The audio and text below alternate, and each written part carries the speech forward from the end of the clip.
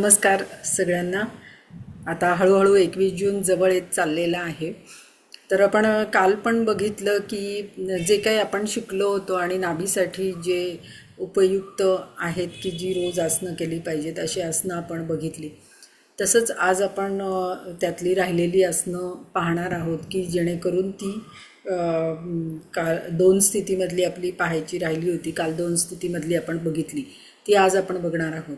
आणि त्याबरोबर एक महत्त्वाची प्रक्रिया जी यौगिक प्रक्रिया मानली जाते तर नाभीसाठी, तर तीही आज आपण पाहणार आहोत। तर आजच्या योगाभ्यासाला आपण सुरुवात करूया। हा योगाभ्यास आपल्याला काय काय याच्यातून आपल्याला अनुभव आले हे आमच्यापर्यंत नक्की कळवा, फीडबॅक फॉर्म भरा, त्याचबरोबर कमेंटमध्ये पण आपल्या प्रतिक्रिया आम्हाला कळवा, म्हणजे मग आम्हाला त्या आमच्यापर्यंत पोहोचतील। नाहीतर आमच्यापर्यंत ते पोहोचण्याचं माध्यम तेवढंच आहे। तर सर्वांनी नक्की फीडबॅक फॉर्म भरा।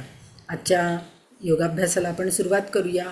पाठीचा कणा सरळ, मान सरळ, डोळे अलगद मिटलेले, पूर्ण लक्ष श्वासावर। प्रार्थना।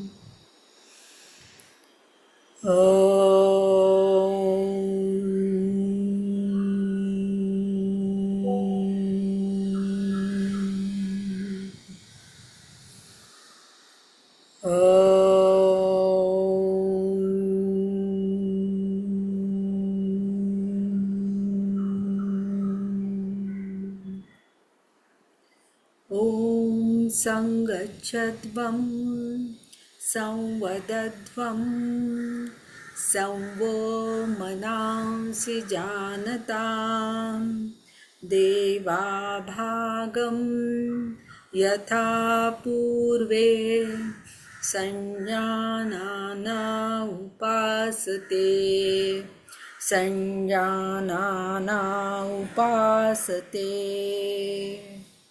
सावकाश डोळे उघडायचे, हाताची ज्ञानमुद्रा सोडायची आहे, पाय मोकळे करून घ्यायचे।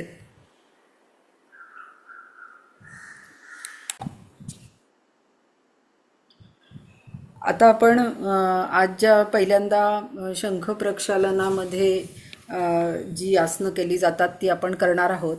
शंख प्रक्षालन ही एक शुद्धिक्रिया आहे आणि हठयोगाच्या ग्रंथामध्ये ही शुद्धिक्रिया सांगितलेली आहे। ही शुद्धिक्रिया करायला अवघड आहे, पण ती शुद्धिक्रिया करायला सोपी स्वामी सत्यानंद सरस्वती जे बिहार स्कूल ऑफ योगाचे संस्थापक आहेत, तर त्यांनी ही शुद्धिक्रिया सोपी केलेली आहे सर्वसामान्य लोकांसाठी।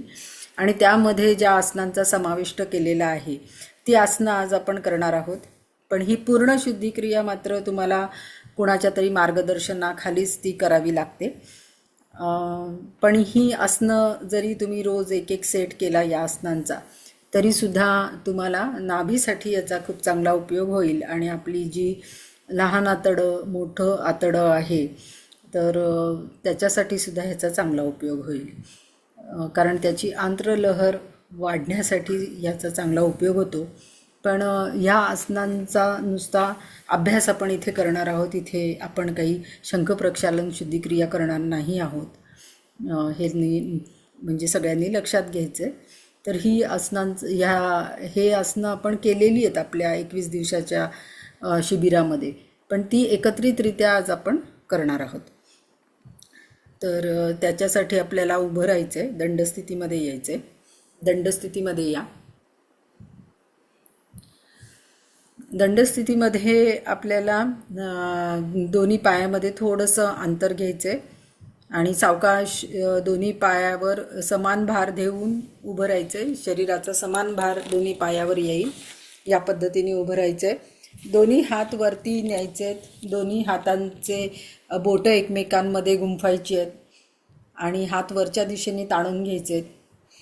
यामध्ये आपल्याला ताडासन पहिल्यांदा करायचं आहे। तर ताडासन करत असताना टाचा वर उचलायच्या, पुन्हा खाली सावकाश टेकवायच्या, सगळं शरीर वरच्या दिशेने ताणून घ्यायचं आणि काही सेकंद ताडासनामध्ये थांबायचं आणि पुन्हा शरीर शिथिल करत आपल्याला टाचा खाली टेकवायचे आहेत. ह्या पद्धतीने 6 वेळेला आपल्याला हे करायचं आहे. तर करूया आपण. टाचा वर उचलायचे आहेत, सगळं शरीर वरच्या दिशेने ताणून घ्यायचं आहे, सगळं शरीर शिथिल करत टाचा खाली टेकवा. पुन्हा दुसऱ्यांदा टाचा वर उचला. 6 वेळा आपण करतोय. पुन्हा टाचा खाली टेकवा. पुन्हा टाचावर, सगळं शरीर वरती ताणून घेतलेलं टाचा खाली. चौथ्यांदा करायचे. टाचावर उचला. 4 खाली टेकवा. 5 टाचा खाली टेकवा. 6 टाचा खाली टेकवायचे आहेत. आता सावकाश आपल्याला हात खाली आणायचे. आता जे आपण ताडासन केलं तशीच अवस्था घेऊन आता आपल्याला तिर्यक ताडासन करायचं आहे. हे तिर्यक ताडासन करत असताना आपल्याला एकदा डावीकडे आणि एकदा उजवीकडे कमरेतून वाकायचं आहे. तर हे पण आपण 6 वेळेला करणार आहे. म्हणजे डावीकडे एकदा, उजवीकडे एकदा वाकलं की तो एकदा होईल. या पद्धतीने 6 वेळेला आपण करणार आहोत. तर सावकाश आपल्याला हात वरती न्यायचे. मगाशी ताणून घेतले त्या पद्धतीनेच ताणून घ्यायचे. सगळं शरीर वरच्या दिशेने ताणून घ्यायचे. पूर्ण लक्ष आपल्या ताणलेल्या शरीराकडे. आता ह्या ताणलेल्या स्थितीमध्येच आपल्याला पहिल्यांदा डावीकडे वाकायचे. जास्तीत जास्त वाकायचा प्रयत्न करा. मग सरळ व्हा आणि त्यानंतर मग उजवीकडे वाका. पुन्हा सरळ, पुन्हा डावीकडे, उजवीकडे. कुठे कुठे ताण येतोय बघा. पुन्हा डावीकडे. तिसऱ्यांदा सरळ, उजवीकडे, सरळ. आता चौथ्यांदा करायचे. डावीकडे, सरळ, उजवीकडे, सरळ. पुन्हा एकदा डावीकडे, सरळ, उजवीकडे, सरळ. 6व्यांदा करायचे. डावीकडे, सरळ, उजवीकडे, सरळ. आता सावकाश हात खाली आणायचे. आता आपण कटीचक्रासन केलं होतं. सगळ्यांना माहिती आहे की डावा हात जो आहे तो उजव्या खांद्यावर ठेवायचा, उजवा हात पाठीमागे आपल्याला लपेटून घ्यायचा आणि आपल्याला ज्या खांद्यावर हात ठेवला आहे त्या बाजूला वळायचं आणि मग तिथे काही सेकंद थांबायचं. पुन्हा सरळ व्हायचं आणि पुन्हा दुसऱ्या बाजूनी वळायचं. त्यावेळेला पुन्हा विरुद्ध हात विरुद्ध खांद्यावर ठेवायचा आहे. तर हे आपण 6 वेळेला करणार आहोत. तर दोन्ही हात आधी खांद्याच्या रेषेमध्ये आणायचे बाजूनी आणि मग आता ही क्रिया सुरू करायची कटीचक्रासनाची. उजवा हात डाव्या खांद्यावर ठेवा आणि डावीकडे वळा. दुसरा हात मागे लपेटून घ्या. डावीकडे, त्यानंतर उजवीकडे वळा. हात बदला. पुन्हा डावीकडे.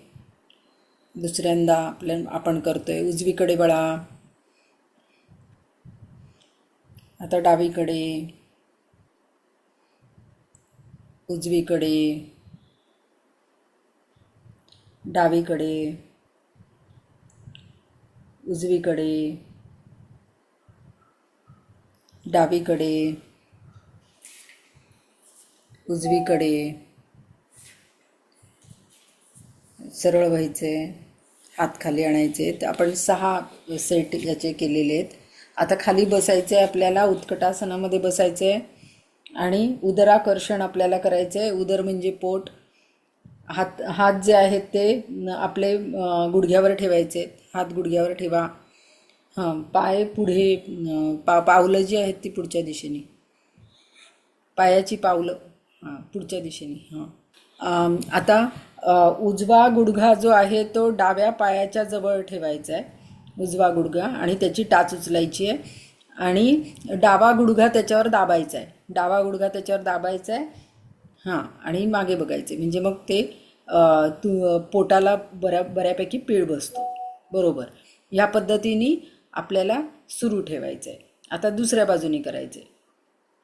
दुसऱ्या बाजूने करा. हम्म, बरोबर. हा एक सेट झाला. आता परत आपल्याला डावीकडे, डावीकडे, उजवीकडे, डावीकडे, उजवीकडे, डावीकडे, उजवीकडे. आता आपण सहाव्यांदा डावीकडे, उजवीकडे.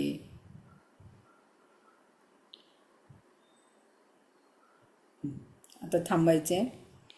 आता आपल्याला पोटावर झोपायचे, पाय सरळ करायचे, पोटावर झोपा. पोटावर झोपून आपल्याला तिर्यक भुजंगासन करायचे. दोन्ही पायामध्ये थोडंसं अंतर घ्या. सावकाश श्वास घेत घेत आपल्याला वरती या. आणि आता डावीकडे बघायचं आहे, उजव्या पायाची टाच बघायची आहे डावीकडे वळून. आता पावलं जी आहेत ती ताणलेली ठेवा, मागची पावलं. डावीकडे बघून उजव्या पायाची टाच बघायची. आता उजवीकडे वळायचं, डाव्या पायाची टाच बघायची. हे एकदा झालं. पुन्हा डावीकडे, उजवीकडे, पोटावर लक्ष केंद्रित करा. डावीकडे, उजवीकडे, डावीकडे, उजवीकडे,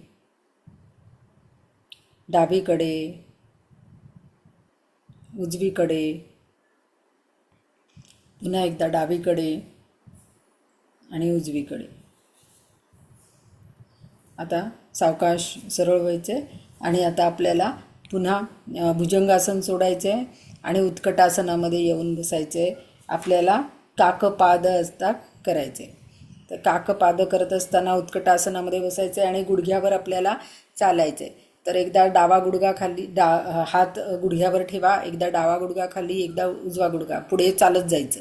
आपण त्या दिवशी केलं होतं. 1, 2, 3, 4, 5, 6, 7,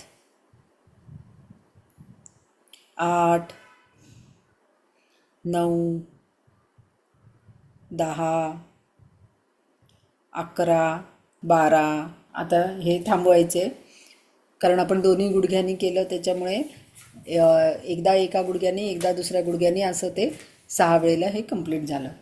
तर हा आपला एक सेट पूर्ण झाला. तर असे आता लक्षात आलं असेल तुमच्या की एक एक आसन जे आहे ते 6-6 वेळेला त्याच सिक्वेन्सनी त्याच्यामध्ये करावं लागतं. आणि त्याच्या आधी खूप दिवस प्रॅक्टिस करावी लागते. आणि मग एक दिवस शंख प्रक्षालनाची प्रक्रिया जी आहे ती मार्गदर्शकांखाली करावी लागते. त्याच्या अगोदर तुमची मेडिकल चेकअप पण केलं जातं आणि मग शंख प्रक्षालन पूर्ण प्रक्रिया ही घेतली जाते. तर असं ते 7 दिवसाचं ते शिबिर वेगळं असतं. पण त्याच्यामध्ये जी आसनं केली जातात ती आसनं फक्त आज आपण करून बघितलेली आहेत. तर आपण अजून एकदा एक सेट आपण करूया या सिक्वेन्सनी. आता फक्त मी आकडे देते आणि त्या आकड्यांबरोबर तुम्ही तो सेट करायचा आहे. तर उभं राहायचं आहे आणि आपण पहिल्यांदा ताडासन करणार आहोत. जो आपण आत्ता सेट शिकलो तो फक्त एकदा आपण करून बघूया. तर हात वरती न्यायचे आहेत आणि हात वरती ताणून घ्यायचे आहेत आणि ताडासन करायचं आहे. मी फक्त आकडे देते. आकड्याला टाच उचलायची आणि खाली टेकवायची. 1, खाली टेकवायची. 2, 3, 4, 5, 6. आता यातूनच तिर्यक ताडासन करायचे. 1, 2, दुसऱ्या बाजूला वाकायचे. 3, 4, 5, 6, 7, 8, 9 10 11 12. आता आपल्याला हात खाली घ्यायचे आणि हात खांद्याच्या रेषेमध्ये आणायचे आणि कटी चक्रासन करायचे. 1 2 3 4 5 6 7 8 9 10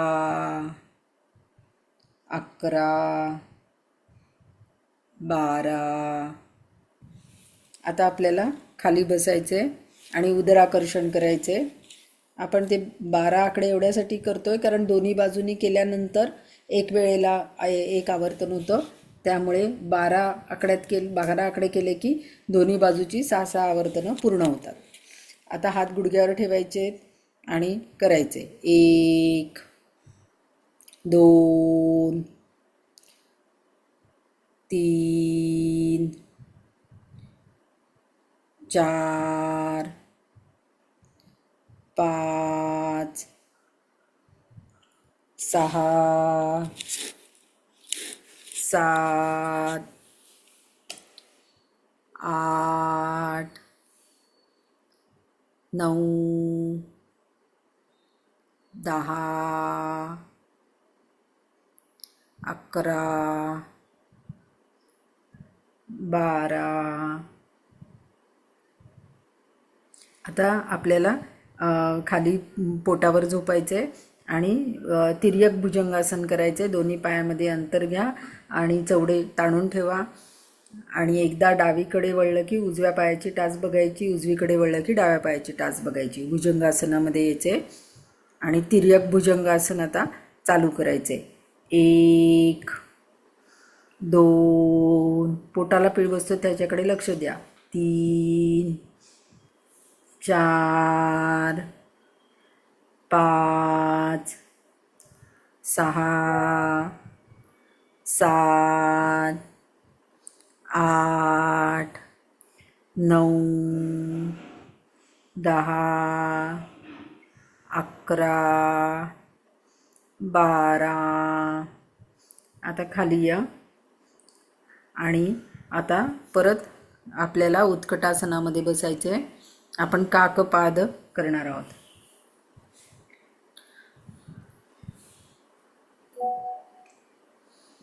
1 2 3 4 5 6 7 8 9 10 11 12.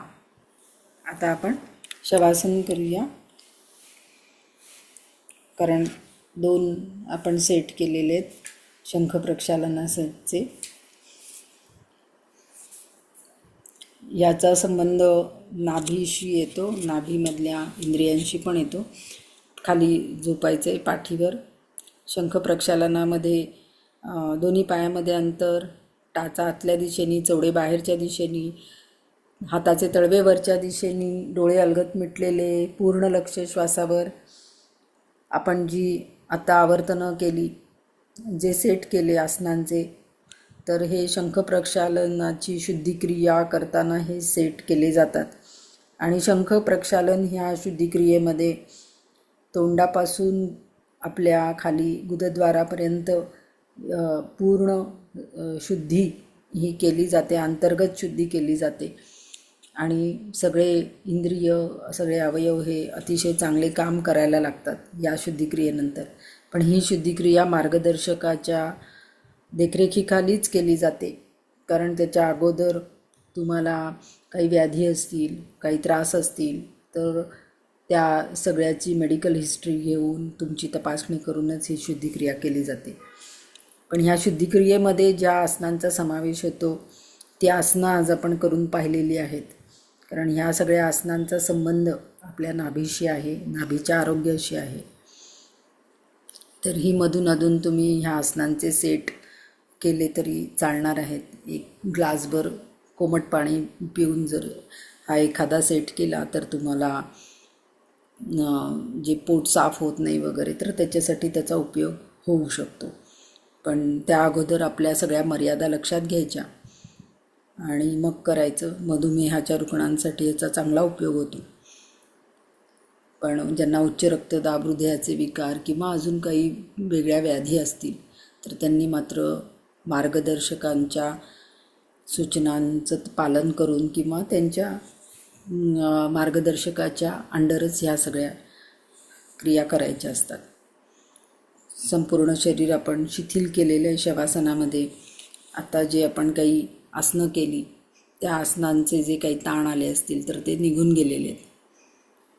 तर एखादा सेट रोज करायला तुम्हाला हरकत नाही.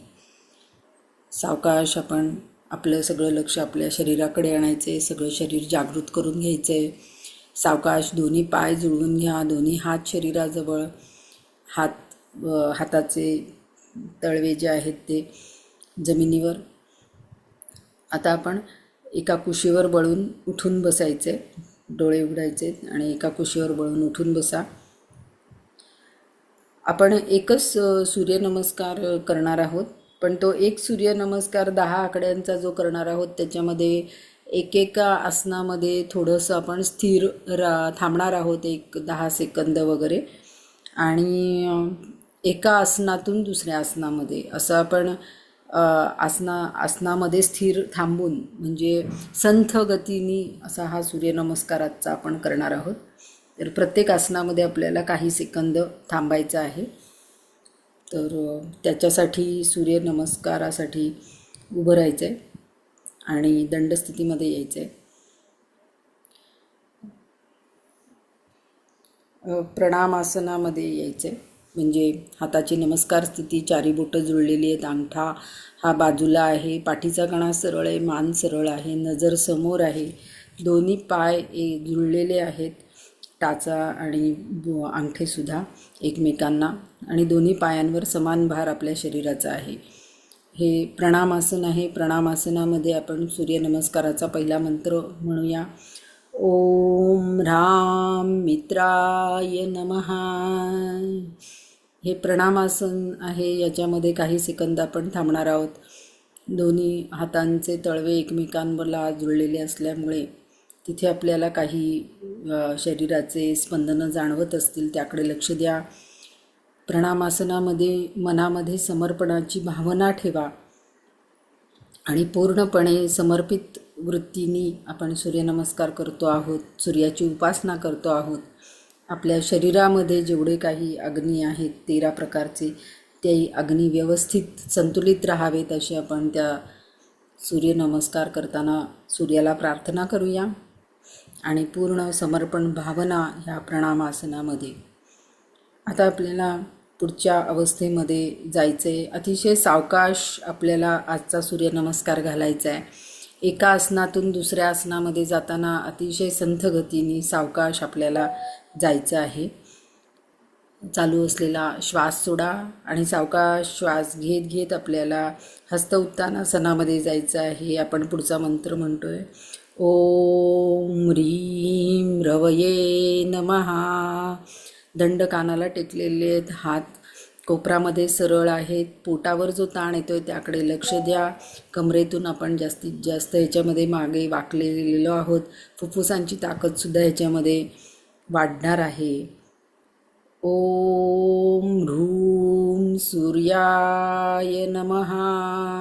पूर्ण श्वास सोडत सोडत पाठीचा कणा सरळ ठेवत सावकाश आपल्याला हस्त पादासनामध्ये जायचं आहे. गुडघे सरळ आहेत, डोकं गुडघ्याला लावायचा प्रयत्न करायचा आहे. जो टाचेपासनं कमरेपर्यंत पाठीमागच्या बाजूनी ताण येतोय त्याकडे लक्ष द्या. पूर्ण लक्ष श्वासावर. इथे पोटाची आपल्या घडी झालेली आहे. पचनसंस्थेसाठी याचा खूप चांगला उपयोग होणार आहे. पुढच्या अवस्थेमध्ये आता आपल्या पोटाची घडी उलगडणार आहे. ओम ह्रीं भानवे नमः. डावा पाय मागे न्यायचा आहे, मान मागे, कंबर खाली दबून घेतलेली आहे, खांदे मागे, उजव्या पायाची मांडी आणि पोटरी एकमेकांना टेकलेली आहे. गळ्याजवळ पण आपल्या ताण जाणवतोय, पोटाजवळ ताण जाणवतोय. इथे पोटाची घडी आपली उलगडलेली आहे, पोटाला ताण आलेला आहे. आता पुढच्या अवस्थेमध्ये जाताना आपल्याला ताठ तिरपी अवस्था घ्यायची आहे. त्याच्यामध्ये आपल्याला जास्त वेळ थांबता येणार नाही. तर त्यावेळेला मात्र नजर समोर ठेवायची आहे आणि दोन्ही पाय हे पाठीमागे ताठ ठेवायचे. ओम ह्रौं खगाय नमः. सगळं शरीर ताठ तिरपं, आपल्या हातातली मनगटातली ताकद ह्याच्यामध्ये वाढते. आता आपण अष्टांग स्थितीमध्ये येऊया. ओम राहा पूषणे नमः. श्वास सोडत सोडत आपण पुढच्या स्थितीमध्ये आलेलो आहोत. जी ह्याच्या अगोदर जी आपण स्थिती केली होती दंडासनाची, त्यामध्ये मनगटाची ताकद, आपल्या हाताच्या मनगटाची ताकद जर वाढवायची असेल तर हळूहळू त्या आसनामध्ये स्थिर राहण्याचा प्रयत्न करायचा. ओम ह्रां हिरण्यगर्भाय नमः.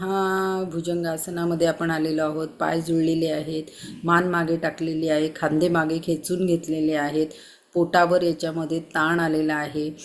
पचनसंस्थेसाठी, फुफ्फुसांसाठी, थायरॉईडसाठी, एकंदरीतच पाठीच्या मणक्यांचं आरोग्य चांगलं राहण्यासाठी याचा आपल्याला खूप छान उपयोग होणार आहे. तर ह्या पद्धतीने पण सूर्यनमस्कार तुम्ही घालू शकता की एकेका आसनामध्ये हळूहळू स्थिरता वाढवत वाढवत एका आसनातनं दुसऱ्या आसनात अतिशय सावकाश जाणं.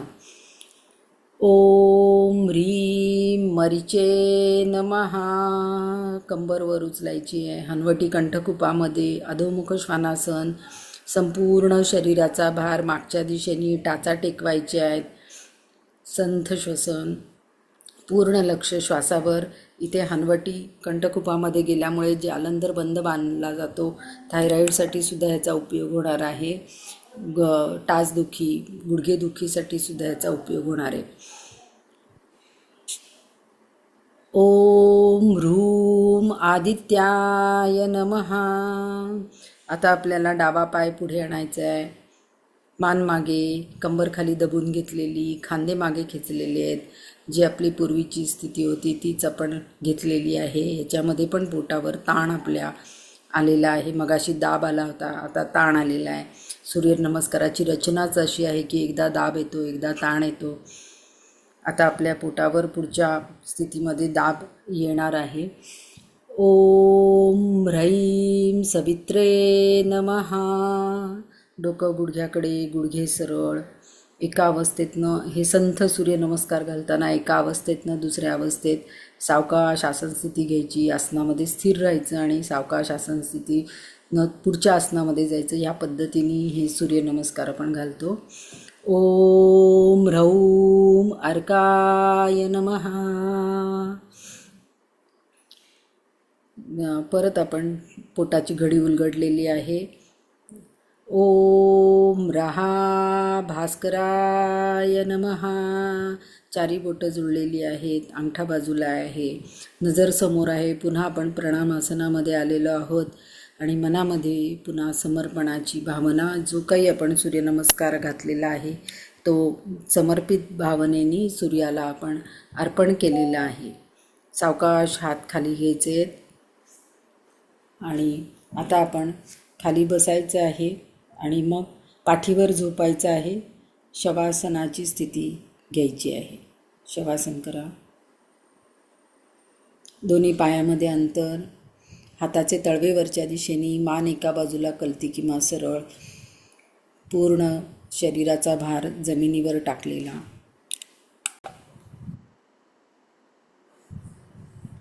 शवासनामध्ये आपल्याला संपूर्ण शरीराचा भार जमिनीवर टाकायचा आहे. सगळे स्नायू ढिले सोडायचे आहेत. आपण संथ गतीने सूर्यनमस्कार केलेला आहे. सूर्यनमस्कार करण्याच्या अनेक पद्धती आहेत.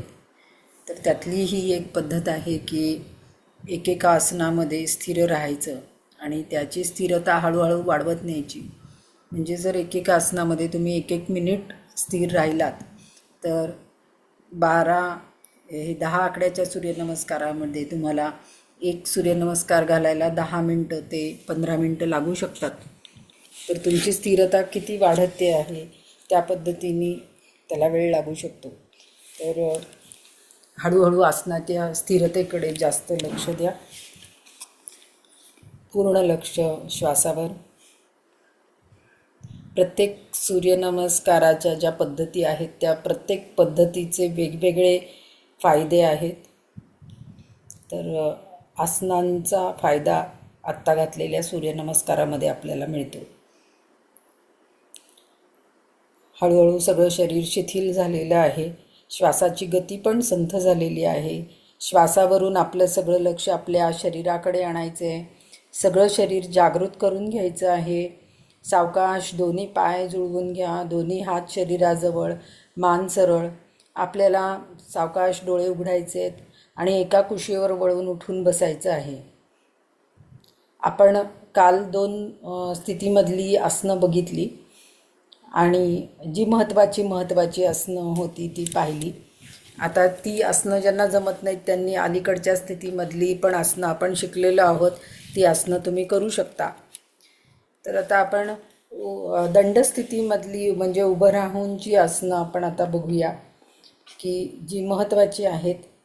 आता त्यातसुद्धा अनेक आसनं अजून प्रगत अवस्थेतली महत्त्वाची आहेत, पण प्रगत अवस्थेतल्या आसनांचा अभ्यास आपण ह्या शिबिरामध्ये केलेला नाही.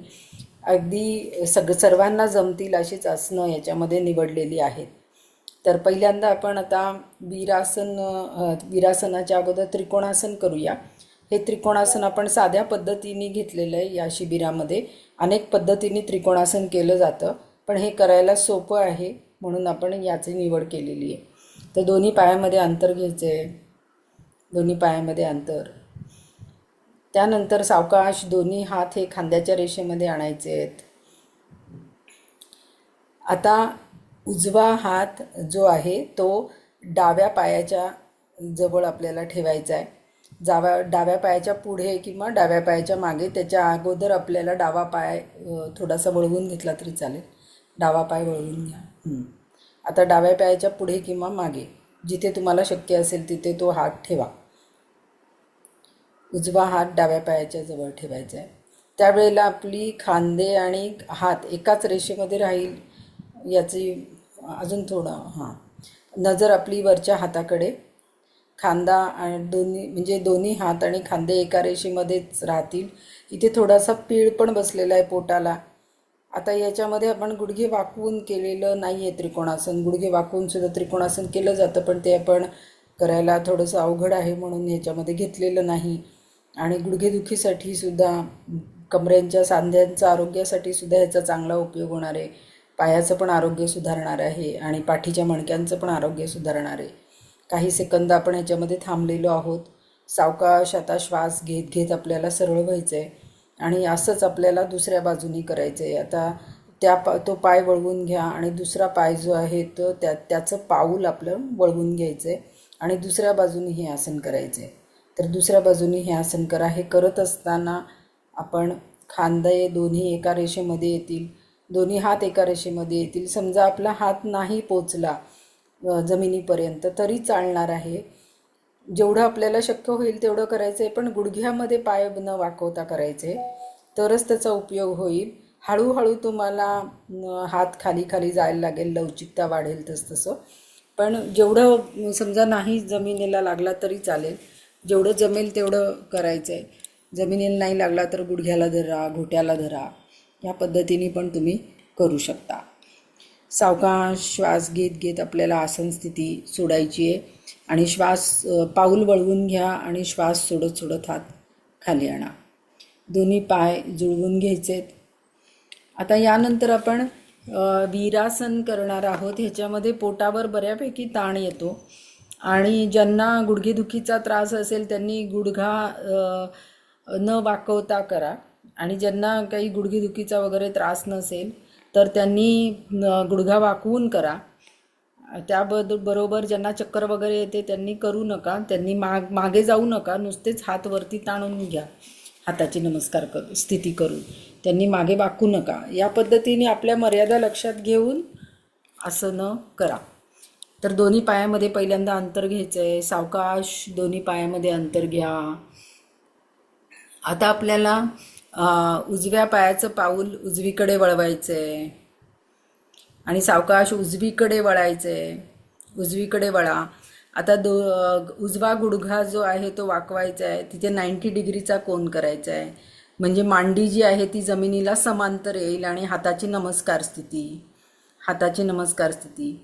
आता श्वास सोडा आणि सावकाश श्वास घेत घेत आपल्याला हात वरती न्यायचे आहेत. सावकाश करायचे, कमरेतून मागे जायचे, दंड कानाला लागलेले, हाताचं कोपर, दोन्ही हातांची कोपरही सरळ ठेवायची आहेत. पूर्ण लक्ष श्वासावर, पोटावर लक्ष केंद्रित करायचे आहे. सावकाश श्वास सोडत सोडत आसन स्थिती सोडायची आहे. सावकाश आसन स्थिती सोडा. हात पूर्वस्थितीला पाऊल वळवून घ्या आणि सावकाश दोन्ही पाय जवळ आणा. आता असंच आपण दुसऱ्या बाजूनी करणार आहोत. सावकाश दोन्ही पायामध्ये अंतर घ्यायचं आहे. आता डावं पाऊल जे आहे ते डावीकडे वळवून घ्यायचं आहे आणि डावीकडे वळायचं आहे कमरेतून. आता आपल्याला डावा गुडघा जो आहे तो दुमडून घ्यायचा, डावा गुडघा आपल्याला वाकवून घ्यायचा आहे आणि मांडी जी आहे ती जमिनीला समांतर येईल. हाताची नमस्कार स्थिती. चालू असलेला श्वास सोडा. सावकाश श्वास घेत घेत कमरेतून मागे जा. पाय स्थिर ठेवायचा प्रयत्न करा. पूर्ण शरीराचा भार हा पुढच्या पायावर. संथ श्वसन. कुठे कुठे ताण येतोय बघा. पाठीची कमान झालेली, पाठीचं पण आरोग्य चांगलं राहणार आहे. गळ्याला पण ताण बसलेला आहे. थायरॉईडसाठी सुद्धा याचा उपयोग होणार आहे. पचनासाठी, मानेसाठी सुद्धा उपयोग होणार आहे. सावकाश श्वास घेत सोडत सोडत आपल्याला आसन स्थिती सोडायची आहे. सावकाश गुडघ्यातून पाय सरळ करा, पाऊल वळवून घ्या आणि सावकाश दोन्ही पाय हे जवळ आणा. या पद्धतीने आपण 2 आसनांचा अभ्यास याच्यामध्ये केलेला आहे. अनेक आसनं आहेत, बाकीचीही आपण आसनं केली होती, पण ही मुख्यतः ही 2 आसनं खूप महत्त्वाची आहेत की जेणेकरून तुमचं पोश्चर करेक्शनसुद्धा चांगलं राहील. आता आपण खाली बसूया आणि आपण पोटावर झोपून जी आसनं करणार आहोत, तर त्यासाठी आपल्याला पोटावर झोपायचं आहे. आता यामध्ये नाभी संतुलनासाठी पोटावर झोपूनच्या आसनांचा खूपच चांगला फायदा होतो आणि त्याच्यात मुख्यतः धनुरासन, नौकासनाचा तर अतिशय चांगला फायदा होतो. पण ही 2 आसनं जमण्यासाठी म्हणून आपण भुजंगासन आणि शलभासन करतो. भुजंगासन मगाशी आपण केलेलं आहे 2 वेळेला, त्यामुळे आत्ता आपण ते करणार नाही आहोत. तर शलभासन, नौकासन आणि धनुरासन आता आपण करणार आहोत. शलभासनामध्ये आपल्याला नाभीच्या खालच्या बाजूनी बऱ्यापैकी ताण जाणवतो आणि त्या भागावर चांगलं काम या आसनामध्ये होतं. तर आपल्या मर्यादा लक्षात घेऊन डॉक्टरांनी तुम्हाला काही हालचाली ज्या करायला नाही सांगितल्या त्या करू नका आणि मर्यादा लक्षात घेऊन योगाभ्यास करा.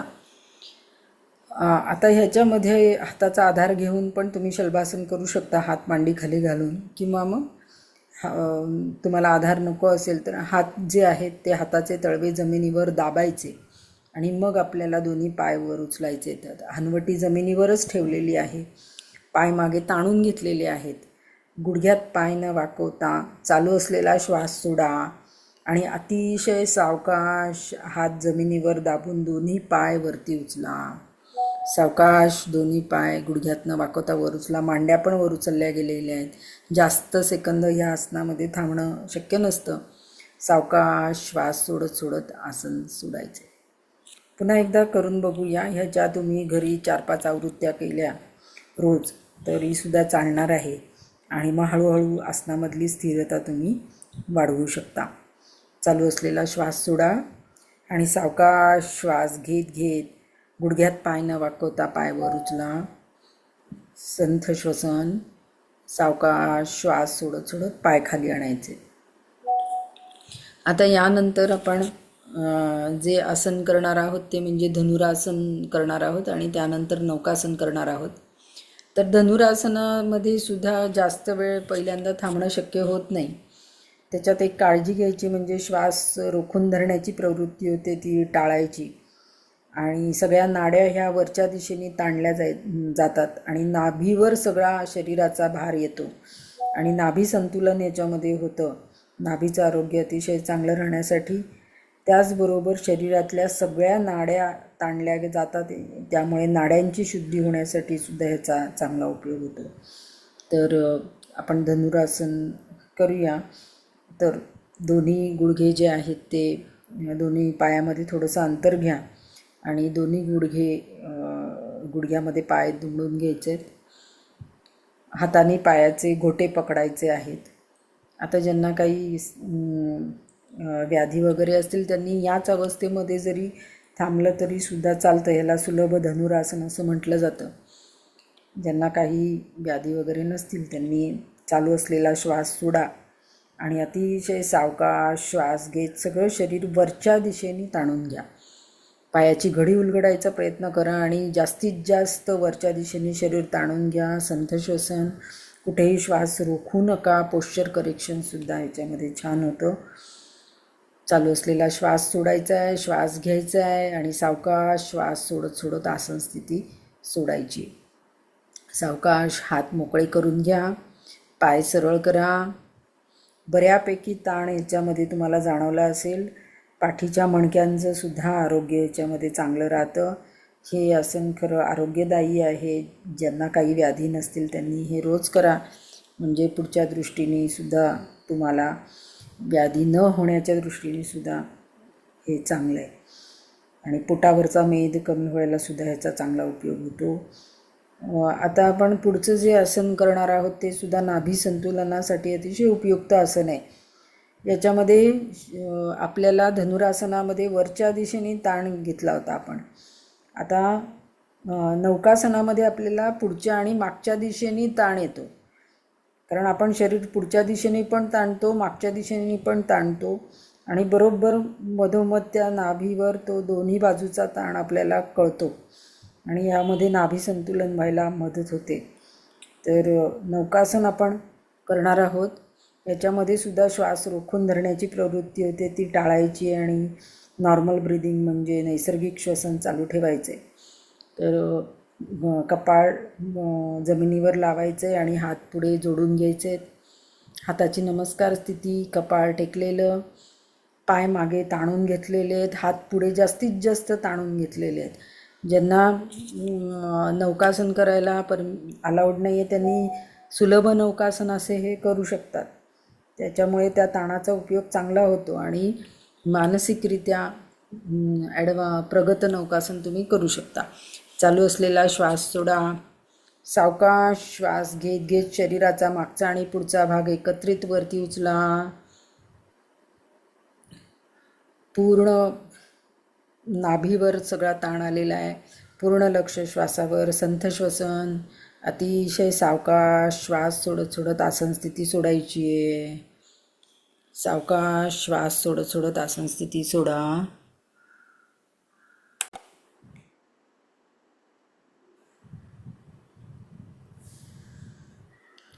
आता आपल्याला सावकाश दोन्ही हात जे आहेत ते पूर्वस्थितीला आणायचे आहेत आणि हनवटी जमिनीवर टेकवायची. आता आपण मकरासन करूया. शरीरावरचे मनावरचे ताण काढून टाकूया. तर हाताची घडी घालायची आहे आणि त्यावर डोकं ठेवायचं आहे. दोन्ही पायामध्ये अंतर घ्यायचं आहे. टाचा आतल्या दिशेने, चवडे बाहेरच्या दिशेने. डोळे अलगद मिटलेले. संपूर्ण शरीरावरचे ताण काढून टाका, मनावरचे ताण काढून टाका. वेगवेगळ्या शरीराच्या भागावर जे ताण आलेले आहेत, पाठीवर, पोटावर, खांद्यांवर, हातावर, पायावर, ते ताण काढून टाका. नौकासन आणि धनुरासन केल्यानंतर आपण मकरासन करून ते ताण सगळे काढून टाकतो. मकरासन हे सुद्धा विश्रांतीकारक आसन आहे. यानंतर आपण श्वसनाचा अभ्यास करणार आहोत. तर आज आपण श्वसनाच्या अभ्यासामध्ये जे जे आपण शिकलेलो आहोत त्याची थोडीशी उजळणी आपण करणार आहोत. तर सावकाश आता आपल्याला मकरासन सोडायचे आहे. सावकाश हात पूर्वस्थितीला आणायचे आहेत. हनवटी जमिनीवर दोन्ही पाय जुळवून घ्यायचे आहेत आणि सावकाश कुशीवर वळून उठून बसायचं आहे. यानंतर आपल्याला श्वसनाच्या अभ्यासासाठी भिंतीला टेकून बसा उशीवर, म्हणजे मग कमरेवर ताण येणार नाही. आपल्याला माहितीच आहे कसं बसायचं आहे ते. पूर्ण कमरेपासूनचा पाठीपर्यंतचा भाग हा भिंतीला टेकलेला, हात पुढे टेकवायचे आणि कंबर पूर्ण भिंतीला टेकवून घ्यायची, हात पुढे टेकवून, आणि मग पाठीचा भाग सरळ करायचा. कारण संपूर्ण श्वसनाच्या अभ्यासामध्ये पाठीचा कणा हा सरळ पाहिजे, म्हणजे मग आपली ऊर्जेचा प्रवाह हा व्यवस्थित वाहतो. हाताची ज्ञानमुद्रा, पाठीचा कणा सरळ, डोळे अलगद मिटलेले. आपण कपालभातीची आवर्तनं करणार आहोत. तर 100 आवृत्त्या आपण करतो, तर कपालभातीचं आवर्तन आपण करणार आहोत.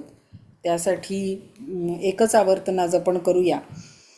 हाताची द्रोणमुद्रा करून केलं तरी चालणार आहे. चालू असलेला श्वास सोडायचा आहे, सावकाश श्वास भरून घ्यायचा आहे आणि कपालभातीला सुरुवात करायची आहे. 1 2 3 4 5 6 7 8 9 10. 1 2 3 4 5 6 7 8 9 20. 1 2 3 4 5 6 7 8 9 30. 1 2 3 4 5 6 7 8 9 40. 1 2 3 4 5 6 7 8 9 50. 1 2 3 4 5 6 7 8 9 60. 1 2 3 4 5 6 7 8 9 70. 1 2 3 4 5 6 7 8 9 80. 1 2 3 4 5 6 7 8 9 90. 1 2 3 4 5 6 7 8 9 100. एक संथ श्वसन, पूर्ण लक्ष श्वासावर. कपालभातीचं आवर्तन केल्यानंतर श्वासाची गती खूपच संथ झालेली आहे, त्याकडे लक्ष द्या.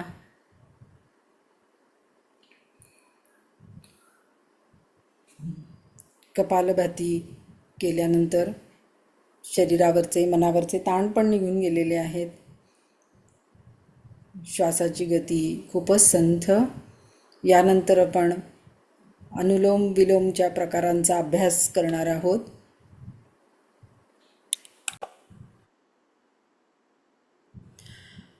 कपालभातीमुळे मन जे शांत झालेलं आहे. आता यानंतर आपण वेगवेगळे प्रकार शिकलो होतो.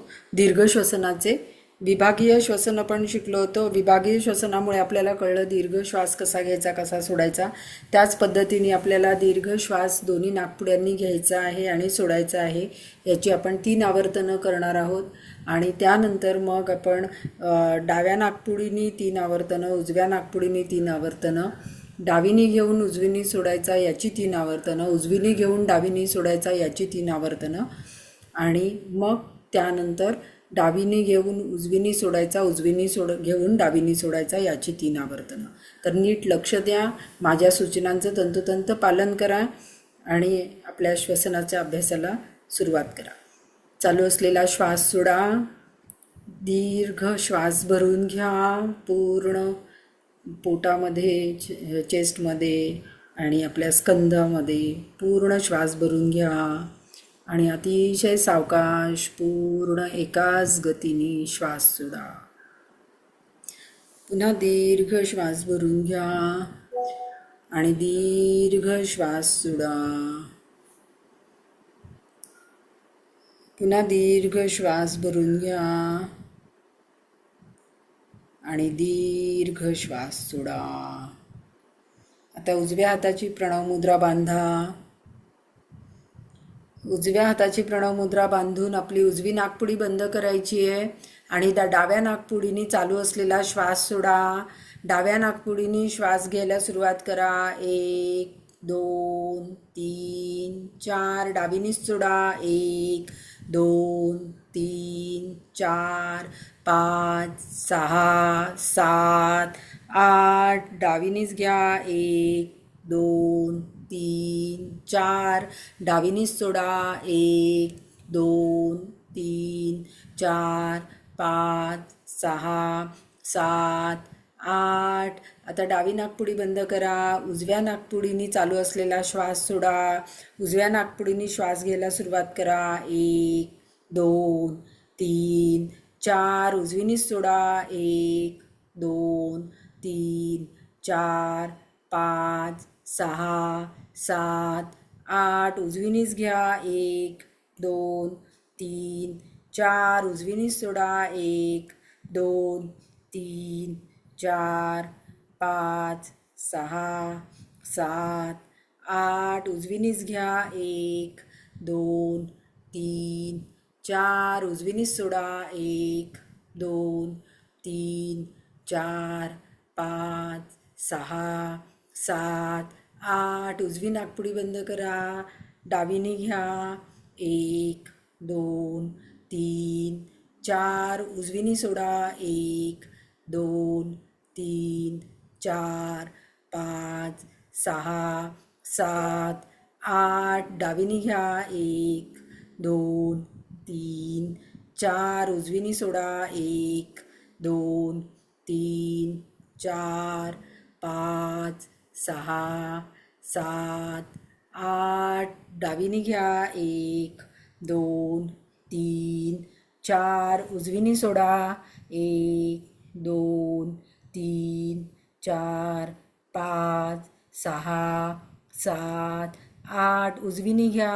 1 2 3 4. डावीनी सोडा. 1 2 3 4 5 6 7 8. उजवीनी घ्या. 1 2 3 4. डावीनी सोडा. 1 2 3 4 5 6 7 8. उजवीनी घ्या. 1 2 3 4. डावीनी सोडा. 1 2 3 4 5 6 7 8. डावीनी घ्या. 1 2 3 4. उजवीनी सोडा. 1 2 3 4 5 6 7 8. उजवीनी घ्या. 1 2 3 4. डावीनी सोडा.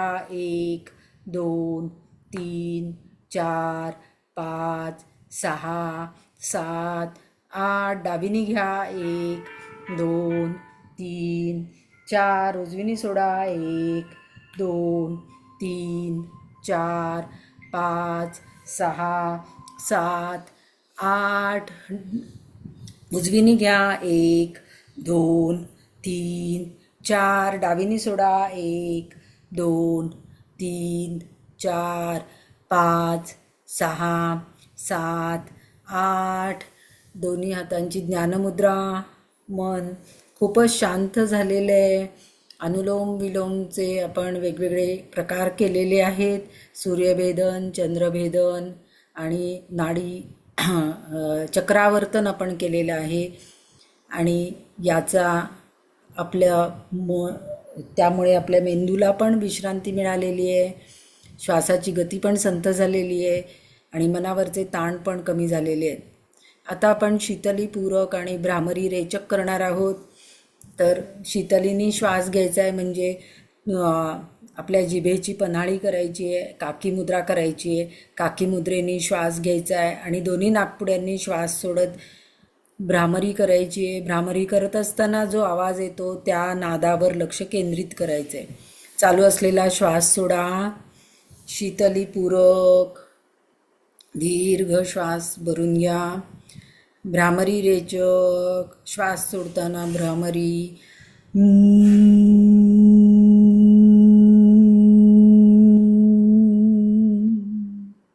शीतलीपूरक, भ्रामरी रेचक,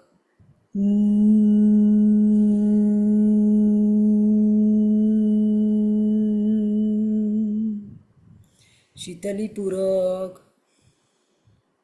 भ्रामरी रेचक,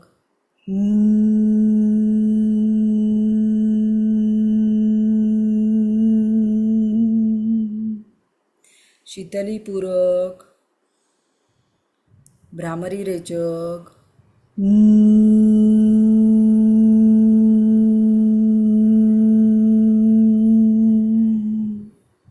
लास्ट टाइम. शीतलीपूरक, भ्रामरी रेचक,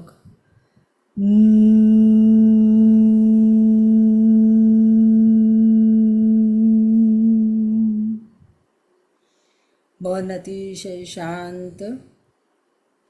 पूर्ण लक्ष श्वासावर. भ्रामरीमुळे मनावरचे सगळे ताण निघून गेलेले आहेत. श्वासाची गती खूपच संथ झालेली आहे, त्याकडे लक्ष द्या. डोळे मिटलेलेच ठेवायचे आहेत. यानंतर डोळ्यासमोर ओंकाराचं चित्र आणायचं आहे. ओंकार म्हणत असताना त्यावर गिरवत गिरवत ओंकार म्हणायचा आहे. प्रार्थना आणि ओंकार. ओम सर्वे भवन्तु सुखिनः, सर्वे सन्तु निरामयाः, सर्वे भद्राणि पश्यन्तु, मा कश्चित् दुःखभाग् भवेत्.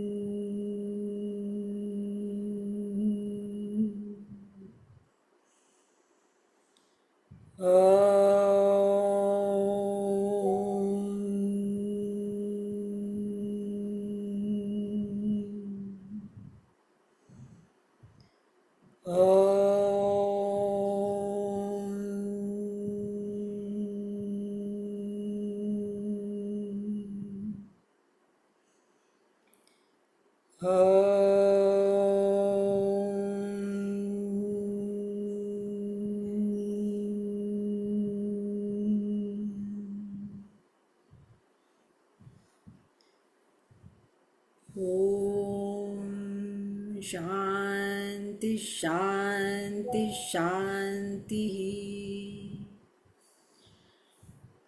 सावकाश दोन्ही हातांचे तळवे एकमेकांवर घासायचे. सावकाश दोन्ही हात डोळ्यांवर न्या. प्रकाशाची जाणीव करून घ्या. सावकाश दोन्ही हातांची नमस्कार स्थिती वरच्या दिशेने. आणि आपल्याला कमरेवरचे ताण काढून टाकायचे. एकदा डावीकडे एकदा उजवीकडे वाकायचे. श्वास सोडत सोडत पुढे वाकायचे. केलेला योगाभ्यास ईश्वराला समर्पित करायचा आहे. मनामध्ये समर्पणाची भावना ठेवा. सावकाश श्वास घेत घेत वर या. सावकाश हात खाली. पाय मोकळे करून घ्या. सगळं शरीर जागृत करून घ्या. आणि आपल्या सांध्यांच्या वगैरे हालचाली करून घ्या, सूक्ष्म हालचाली. आणि मग आपल्या कामाला लागा. तर सर्वांचे खूप खूप धन्यवाद. तुम्ही संपूर्ण 1 जूनपासून हा योगाभ्यास करता आहात, तसाच पुढेही चालू ठेवा आणि आपल्या आरोग्याची काळजी घ्या. उद्या परत आपण भेटूया. त्यानंतर 21 जूनला लाईव्ह कार्यक्रम असणार आहे. तर ज्यांना शक्य असेल त्यांनी नक्की तेजस्विनी हेल्थ क्लबला या आणि बाकीच्यांनी यूट्यूबवरनंच जॉईन करा. उद्या आपण प्रोटोकॉल घेणार आहोत 21 जूनचा, तो सर्वांनी करा. आणि योगाभ्यास फक्त हा 21 दिवस नाही तर संपूर्ण वर्षभर करा. तर उद्या आपण परत भेटूया. धन्यवाद. हरिओम.